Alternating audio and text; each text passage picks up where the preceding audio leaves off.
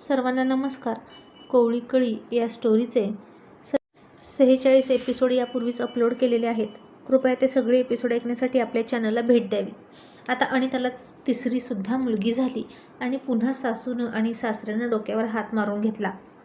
आणि आता तिचं कौतुक करणारी सासू तिला लवकर पाहायला गेलीच नाही. लवकर म्हणण्यापेक्षा 1.25 महिना झाली तरी सासू गेली नाही आणि अनिताच सासरी निघून आली. आणि सासू आता अनिताला मागे शिव्या घालायला लागली. अवदसा, सटवी, पांढऱ्या पायाची, सतत हिला मुलीच होतात, कसल्या पाठीची आहे काय माहीत. आणि ज्यांनी तिच्या तोंडून अनिताचं कौतुक ऐकलं होतं ते सगळे आश्चर्य व्यक्त करून म्हणाले, अगं काय झालं, इतकी का शिव्या घालतेस, तुझी भाची आहे ना. आणि सासू चिडून म्हणाली, भाचीनंच काशी केली. कुसुमची आई म्हणत होती, ती मुलगी जर पिंट्याला केली असती तर बरं झालं असतं.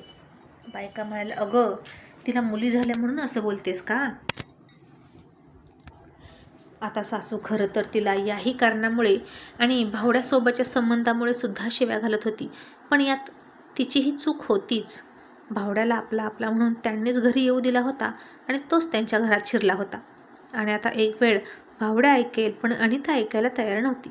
तिनं जर खोटे आरोप रचून पिंट्याला तुरुंगात टाकला तर एकुलता एक मुलगा तुरुंगात जाईल आणि ही बया 3 मुली वाऱ्यावर सोडून द्यायला कमी करायची नाही. आणि भावड्यासोबत राजरोसपणे घर लावून त्याला अंगावर घेऊन पडेल अशी भीती सासूला वाटत होती. शेवटी कितीही झालं तरी ते अडाणी लोक होते. पिक्चरमधला पोलीस बघितला तरी घाबरायचे, मग प्रत्यक्षातले पोलीस बघितल्यावर त्यांचं काय होणार होतं. आणि सासू म्हणाली, नाहीतर काय, अगं सगळ्या कार्ट्याच होत आहेत, त्यांचं काय लोणचं घालायचं का, वंशाला देवा नको का. आता सासू म्हणा आणि ती अख्खी वस्तीसुद्धा, आणि तो पूर्ण काळच इतका मागासलेला होता की वंशाला दिवा हवाच अशा विचाराचा होता. एकामागे एक मुली झाल्या म्हणजे अशीच रांग लागणार होती. अशी कितीतरी उदाहरणं होती आसपास त्यांच्या. तशी मुलगी ही घराची लक्ष्मी आहे असं मानणारे कमीच होते. आणि तिची सासू सुद्धा त्यातलीच एक होती जिला वंशाला दिवा हवा होता. तिलाही एक मुलगी होतीच. मुलींचा द्वेष ती करत नव्हती, पण इतक्या मुलीत एकतरी मुलगा हवाच ना. शेवटी वंश मुलामुळेच पुढे जातो, मुलीमुळं नाही.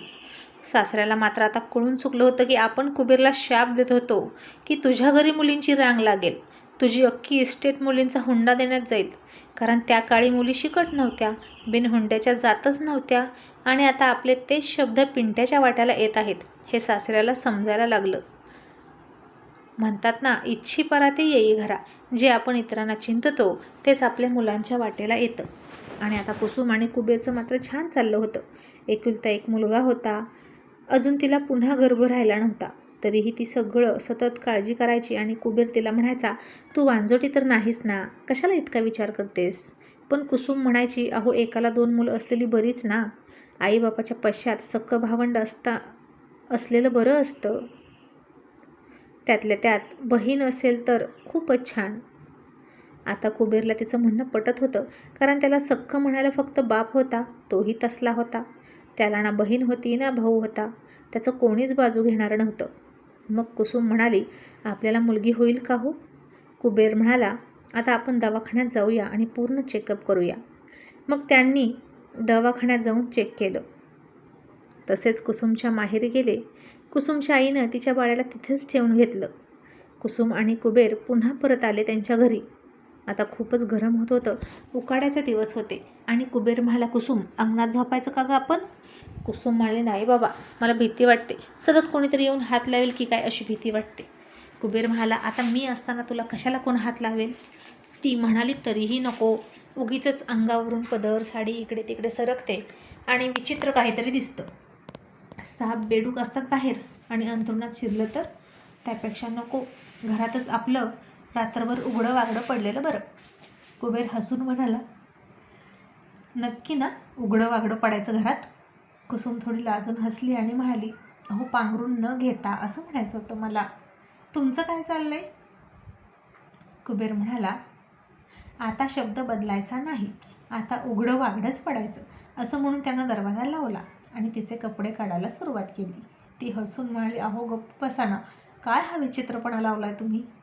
कुबेर म्हणाला, आता पोरगं तरी आहे का इथं? मामींनासुद्धा कळलं होतं माझ्या मनातलं. आता मामीला ना मी नेक्स्ट टाईम आल्यावर मस्त साडी घेणार आहे जरीची, कारण आज माझी लग्न झाल्यापासूनची एक इच्छा पूर्ण होणार आहे.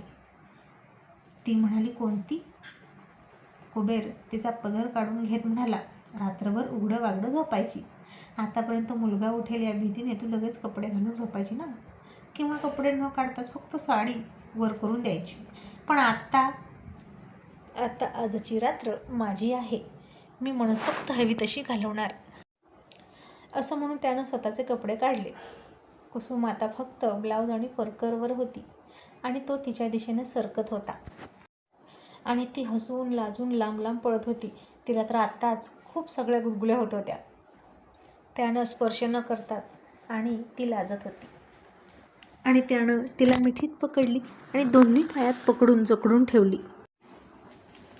आणि तरीही ती खूप हसत होती.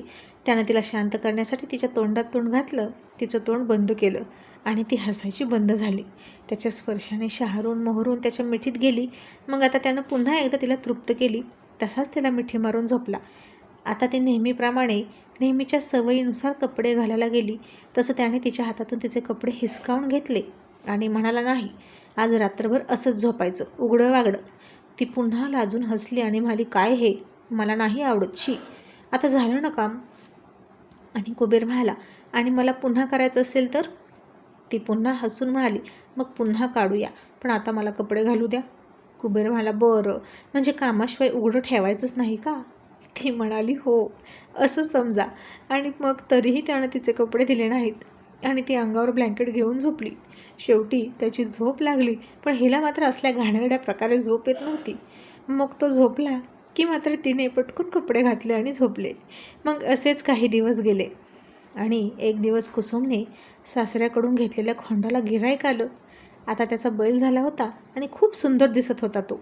त्याचा पायसुद्धा कुसुमनं बरा केला होता.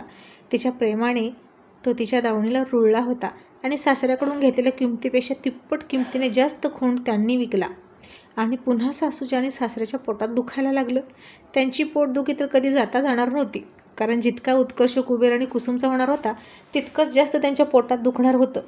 आणि कुबेर आणि कुसुमने सगळी शेती वाट्यानं सुद्धा दिली होती. त्याचेही त्यांना पैसे मिळायचे, कारण आधी पिंट्याचा फायदा व्हावा म्हणून सासरा पुढे पुढे करून आडवा पडत होता. शेती वाट्यानं देऊ देत नव्हता, पण आता सासरामध्ये काहीच बोलत नव्हता. त्याची 4 एकर जमीन, तो आणि सासू असं त्यांचं चाललं होतं. एका कुटुंबाची 3 कुटुंब झाली होती. कुबेरचं कुटुंब, पिंट्याचं कुटुंब आणि सासू सासऱ्याचं कुटुंब. आणि आता सासूला तर घराभोवती एखादं उभं पीक करायची भीतीच वाटत होती, कारण ही अवदसा लगेच त्या भावड्यासोबत पिकात शिरायची आणि त्याच्या खाली निजायची. तिला आवरायची तर कशी आवरायची? एकदा सखवलेल्या बाईला कसं आवरणार? आणि आता 3 मुलींचं करून स्वयंपाक पाणी धुणं भांडी करून अनिता वैतागली होती. म्हणून ती मुलींना सासूकडं पाठवायची जेवायला, आंघोळीला. स्वतः शेलक्या घासावर ताव मारायची आणि चांगलं बनवून खायची मुली नसल्या की. आणि मुलींना आणि पिंट्याला मात्र कसलं तरी करून वाढायला लागली. मग पिंट्यासुद्धा तोंडाची चव गेल्यासारखं करायचा आणि सासूकडे जेवायला यायचा. त्याला तर पहिल्यापासून शेलकं खायची सवय होती, पण सासूनं अजूनही पिंट्याला काहीच सांगितलं नव्हतं. ती फक्त भावड्याला तंबी देत राहत होती आणि भावड्यासुद्धा तिला म्हणायचा, अगं नाही गं काकू, मी आता तिचा नाद सोडला आहे. उलट तूच आता सारखं सारखं बोलून बोलून वस्ती भर करशील आणि तुझ्याच सुनाची आबरू जाईल. आणि पिंट्याला कळलं तर काय होईल विचार कर. आणि तुझं पण सगळं बाहेर आलं तर म्हातारपणी तुझी तरी काय इज्जत राहील? मी तर काय असाच आहे बघ. माझ्या घरच्यांना, माझ्या बायकोला माझं सगळं माहीत आहे. मला काही फरक पडत नाही. आणि गड्याची आबरू जात नसते गं, त्यानं काही पण केलं तरी. आबरू जाते ती फक्त बाईची. आणि सासू गप्प बसली. मग आता एके दिवशी पिंटीच्या घरून निरोप आला की वास्तुशांती होती, पोशाख न्यायचा होता. आणि आता तो कोण घेणार हा प्रश्न होता. आणि सासरा म्हणाला, कुसुम, कुबेरला फोन लाव, पिंटीची वास्तुशांती आहे. तिच्या घरावर चढवायला सोन्याचा कळस आणि फुल पोशाख न्यावा लागेल. आणि कुसुम म्हणाली, कशाला आता कुबेर पाहिजे? त्यांचा सक्का भाऊ आहे की हे सगळं घ्यायला? इथे आल्यावर माझ्या नवऱ्याला साधी राखी बांधत नाहीत त्या, किंवा माझ्या मुलाच्या हातात भातसा म्हणून कधी एखादा बिस्किटचा पुडा नाही ठेवला त्यांनी.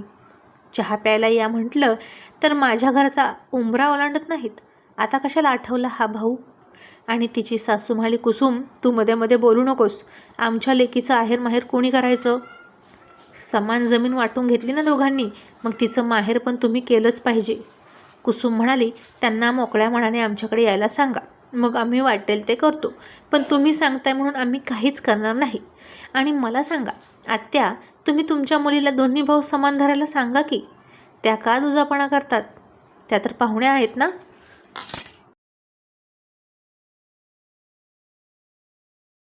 आणि आमची वास्तुशांती झाली तेव्हा त्या फिरकल्यासुद्धा नाहीत, किंवा साधी बोटभर चिंदी पोशाख म्हणून आणली नाही.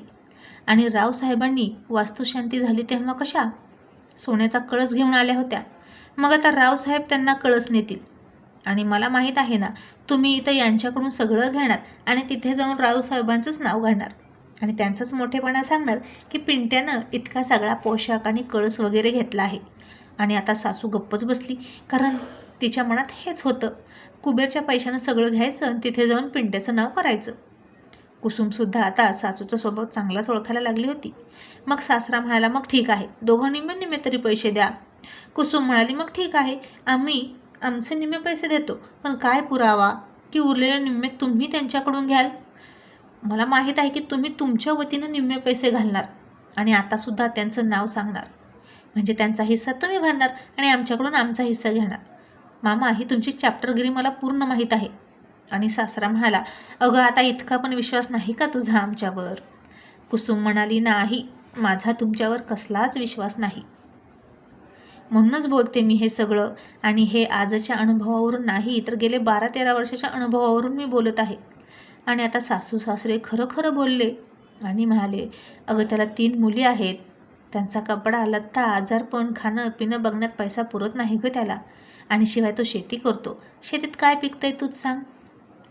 आणि कुसुम म्हणाली, हो बरोबर आहे, आणि मला एकुलता एक मुलगा आहे, माझ्या घरी पैशाचं झाड आहे ना, माझा नवरा नोकरी करतो, असंच म्हणायचं आहे ना तुम्हाला?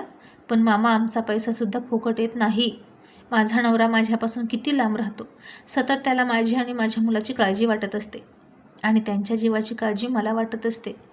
रात्र रात्र झोप नाही येत यांचा फोन नाही आला तर. आणि तुम्हाला फक्त पैसा दिसतो. बायका पोरांवर इतकं प्रेम करत असताना त्यांच्यापासून दूर राहून काम करणं, तेही केवळ पैशासाठी, हे तुम्हाला नाही कळणार. आणि सासरा म्हणाला, कळतंय ग कुसुम, मी सुद्धा वसईला राहत होतो की कुबेरला सोडून. आणि कुसुम पुढे म्हणाली, मामा तुम्हाला आठवते ना तुमचा आशीर्वाद? तुम्ही रागवलात की काय म्हणायचं यांना, की यांना भरपूर पोरी होऊ दे. आणि रावसाहेबांचं सगळं चांगलं चिंतत होताना तुम्ही. मला तुम्हाला आता हिनवायचं तर मुळीच नाही, आणि मलाही मुली आवडतातच, पण मी तुम्हाला तुमच्या शापाची आठवण करून देते. कारण तुमचे ते तिखट शब्द आणि हातपाय आपटून हातावर हात घासून दिलेला तळतळाट मामा अजूनही माझ्या डोक्यातून जात नाही. ते सगळं आठवलं की मला खूप मनस्ताप होतो. आता आठवणारच ना हे सगळं. इतक्या सगळ्या विघ्नांना, जीवावर बेतणाऱ्या संकटांना सामोरं जाऊन दोघांचा छोटासा संसार उभा राहिला होता, आणि हे असले सासू सासरे तमाशा बघायला टपलेले. मग अशावेळी कुठल्याही सोशिक सांसारिक स्त्रीला हे सगळं आठवल्याशिवाय राहत नाही, आणि जुने दिवस विसरूनसुद्धा चालत नाही, कारण त्या दिवसाच्या आठवणीच पुढे उंच भरारी घ्यायला मदत करतात. आणि कुसुम म्हणाले, आत्या तुम्ही मुली होतात म्हणून आणि त्याला शिव्या घालता पाठीमागे, पण हे तुमचं चुकीचं आहे. मुलगा होणं किंवा मुलगी होणं हे पुरुषाच्या हातात असतं, बाईच्या नाही. आणि सासू ठाचक्यानं म्हणाली, तर ग तुला कसं माहीत? तू काय डॉक्टर लागून गेलीस का? कुसुम म्हणाली, मी डॉक्टर नाही, तर मी डॉक्टरला विचारलं, मग मला समजलं. डॉक्टर तरी खोटं बोलत नाहीत ना. तुम्हाला विश्वास नसेल तर तुम्ही स्वतः जाऊन विचारा. मग सासू गप्प बसली आणि कुबेरला विचारून कुसुमने निम्मे पैसे दिले. मग सासरा पिंट्याला म्हणाला, पिंट्या कुबेरने निम्मे पैसे दिले, तुझ्या वाटणीचे निम्मे पैसे दे पिंटीला पोशाख आणि कळस न्यायला. तर अनिता उठली आणि म्हणाली, बरं. आणि तिनं तिचं कपाट उघडलं, त्याच्यामध्येच तिला वास्तुशांतीला आलेल्या ढीगभर पोशाखातील एक साधा पोशाख काढला आणि म्हणाली, हा घ्या पोशाख, आणि आता सोन्याचा कळस कुबेर भाऊजींकडून घ्या आणि घेऊन जावा. आता सासरा चिडला आणि म्हणाला, एकुलती एक नणंद आहे आणि तिला असला हलका पोशाख न्यायचा का? आणि अनिता म्हणाली, एकुलती एक असेल तुम्हाला, इथे मला 3 पोरी आहेत, त्यांचं कोणी बघायचं? तुमच्या लेकीला सांगा की माझ्या या 3 मुलीतली एक मुलगी तिच्या मुलाला कर म्हणावं फुकट, मग देते मी सोन्याच्या कळसाला पैसे. आता पिंट्यासुद्धा काहीच बोलला नाही. सासू सासरे गुपचूप परत निघाले आणि कुसुम म्हणाली तसंच स्वतः पैसे घालून पोशाख कळस घेऊन गेले. मग सासू सासरे गावी गेले वास्तुशांतीसाठी. पिंटीच्या घरी सासूच्या कोंबड्या, शेळ्या, एक देशी गाय सगळं कुसुमच्या गळ्यात घातलं, सांभाळायला सांगितलं, कारण अनिता तर बघणारच नव्हती. आणि संध्याकाळी पिंट्या गेला शेतात. तसा मोका साधून अनितानं भावड्याला फोन केला आणि म्हणाली, आज रान मोकळं आहे, लवकर या. भावड्या म्हणाला, येतो, पण तुझ्या त्या पोरी झोपव पटकन. थोरल्या मुलीला आता चांगलंच कळतंय, माहीत आहे ना. मग अनितानं पोरीनं लवकर झोपवलं, दुसऱ्या खोलीत अंथरूण केलं आणि भावड्या आला आणि दोघांचा नंगानाद सुरू झाला. पिंट्या आता निम्म्या रस्त्यात गेला होता आणि त्याला तिकडून येताना आणखीन एक त्याच्याच भावकीतला माणूस भेटला आणि तो म्हणाला, पिंट्या, अरे लाईटचा खूप मोठा घोटाळा झाला आहे, रात्रभर काही येणार नाही, आता जे काही असेल ते सकाळ बघायचं, तू चल परत. पिंट्या म्हणाला, तात्या बरं झालं सांगितलं, झोप तरी मिळेल, एकदा शेतात गेल्यावर परत येऊ वाटत नाही, लय लांब आहे रे शेत आपलं. पिंट्या आणि तात्या आता गप्पा मारत परत आले आणि पिंट्या म्हणाला, चल माझ्या घरी, मला इतक्या लवकर झोप येत नाही, निदान तुझ्यासोबत गप्पा तरी मारतो. आता दोघेही दारात आले.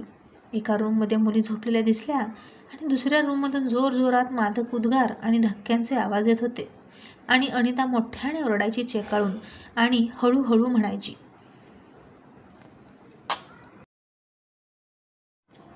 पुन्हा जोरात करा असं म्हणायची. भावड्या म्हणाला, अगं हळू ओरड की, बाहेर कोणी आलं तर. अनिता म्हणाली, आता हे तरी काही सकाळशिवाय येणार नाहीत, सासू सासरे गेले आहेत नंदेच्या वास्तुशांतीला, आता कोण येणार आहे मारायला इकडं, तुम्ही करा बिनधास्त. आणि हे सगळं ऐकून पिंट्याभोवती अख्खं घर गरगर फिरतंय असं त्याला वाटायला लागलं. तात्यासुद्धा चाट पडला हे सगळं ऐकून आणि त्यालाही काय बोलावं हे समजेना. हा कसला विश्वासघात म्हणायचं. आता तात्या होता म्हणजे उद्या अख्ख्या वस्तीला हे समजणारच होतं, कारण ती वस्ती काही महानगरा इतकी मोठी नव्हती, छोटी होती. लगेच काय घडलं की समजायचं. तात्यानं पिंट्याला शांत केलं आणि आता पिंट्यानं तिथेच अडकवलेला चाबूक हातात घेतला. पिंट्या आता भयंकर चिडला होता आणि काहीच न बोलता दरवाज्यावर थाप मारली. तशी अनिता आणि भावड्या घाबरले. आता काय होईल पुढे? अनिता स्वतःला वाचवण्यासाठी आणखीन काही खोटं बोलेल का? ती सगळं भावड्यावर ढकलून रिकामी होईल का? आणि पिंट्याला ते खरं वाटेल का? हे बघणं इंटरेस्टिंग ठरणार आहे.